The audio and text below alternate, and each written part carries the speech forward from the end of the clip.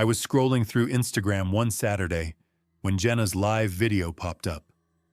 She was at the mall, shopping for a birthday gift. The stream showed bright lights, crowded walkways, just normal stuff. Then I saw her phone tilt, catching a tall man in the background. He wasn't shopping, wasn't on his phone, just standing there, staring. At first, I thought it was random, but as Jenna moved through stores, he stayed behind her, always in frame. Her voice went shaky on the live. Okay, I think this guy is following me. She ducked into a clothing store, pretending to browse. The man waited outside, still watching. The camera jolted as she slipped out the side door, running through the corridor.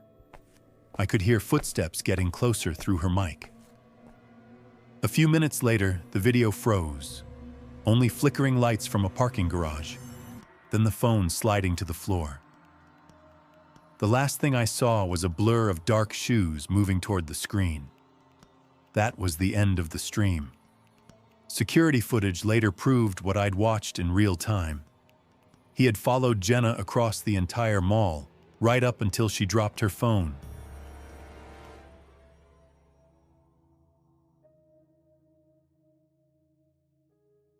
I used to think our street was safe. Small houses, neighbors who waved. Nothing strange. Then, one winter, I began hearing sounds outside my bedroom window. At first it was tiny taps, a scrape against the wall. Sometimes the slow crunch of snow close to the siding. I told myself it was cats, but it happened every night. I'd wake my parents, whisper that someone was there. They checked, but the yard was empty. After a while, I stopped calling them. I didn't want to seem crazy. One morning, my grandfather found a lawn chair under my bathroom window. That window sat high off the ground. Whoever put the chair there wanted a better view. A few nights later, I woke again. The air felt heavy, like someone was standing just outside. In the morning, we saw a ladder leaning near the wall. On the sill sat a paper bag of cold fries. Someone had been out there in the snow, eating, staring in. I sewed my curtains shut so no one could peek through a gap. But the next evening, there were fresh marks on the wall. A big barrel had been rolled against the house, snow crushed on its lid. Tiny holes appeared in the window screen, as if a sharp stick had scraped at it. Then came the worst night. Snow fell quiet and steady. I lay still, listening, and heard slow steps in the snow, each one closer to the glass. I slipped from bed and crept to my parents' room. We didn't speak. My dad nodded, my mom pulled on her boots. I climbed onto the edge of the bathtub and peered through the frost. A dark figure was crouching by my window, his face almost against the glass. Snowflakes stuck to the hood of his coat. When my parents burst out the back door, he jumped from the barrel and ran. His boots pounded down the driveway, leaving dark prints in the snow. Then he vanished into the trees. The police searched, but never found him. Even now, when snow is on the ground and the house is still, I listen for that slow crunch outside my window, like someone is waiting for me to fall asleep.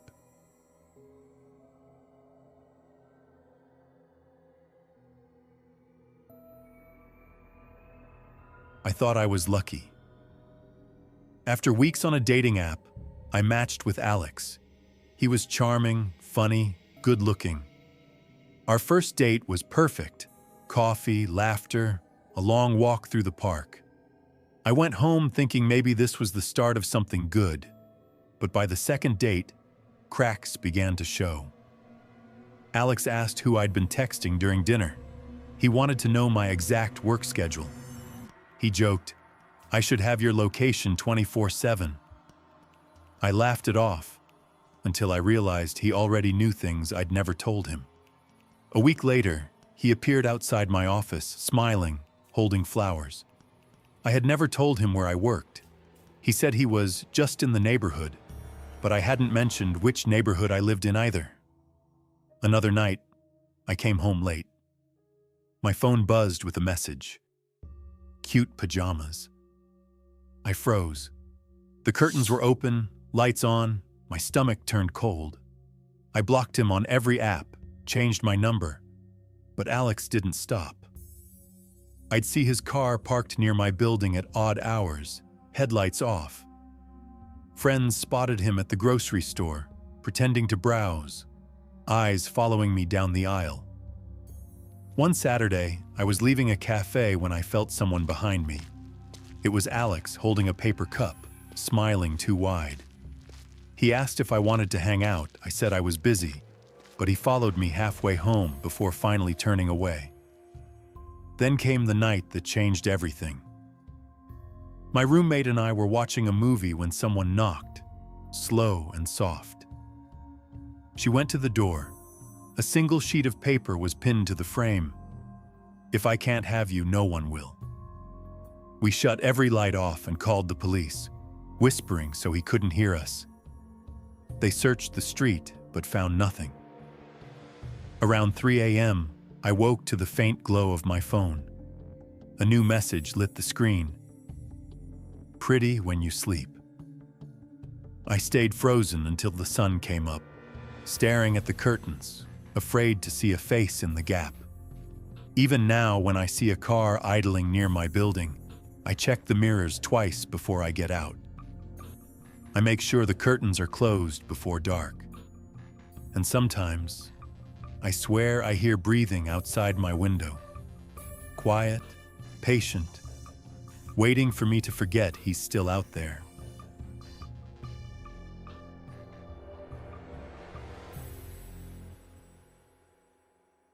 I was 24, married, with 2 small kids, working as a shift leader at a fast food place a few streets from home. Nights were routine, headset on, register open, laughter from the crew behind me. That's when a man began to appear. At first, he was just another regular. He'd order a soda, lean against the counter, ask questions that weren't really about food. But he only came when I worked. He watched the way you study something fragile. Head tilted, smile fixed too long.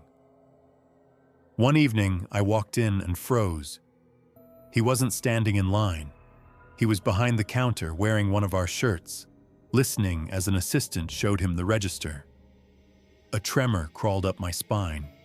He hadn't just wandered in. He'd applied for a job and asked to be put on my shifts. I went straight to the office. My manager's face drained when she realized who I meant. She called another branch on the spot and arranged a transfer, then sent me home early, saying she'd handle it. But he didn't take the news quietly. He stormed out of training and quit. And that should have been the end. It wasn't. Over the next week, he started showing up after dark. He wouldn't order anything, just sat in the dining room, staring through the glass at me on the line. Once, as I carried a bag to the drive-through window, I caught his reflection in the fryer hood, unmoving, eyes locked on mine. The final night, he waited until the lobby emptied. I felt him before I saw him, a prickle between my shoulders.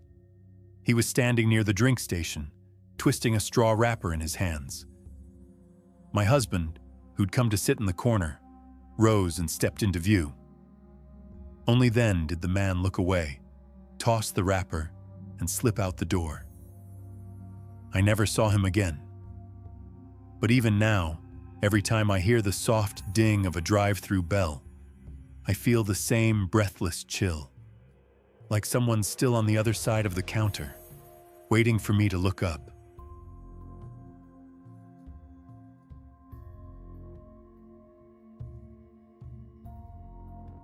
I met him at a recovery meeting on a cold autumn night. The hall smelled of coffee and old carpet.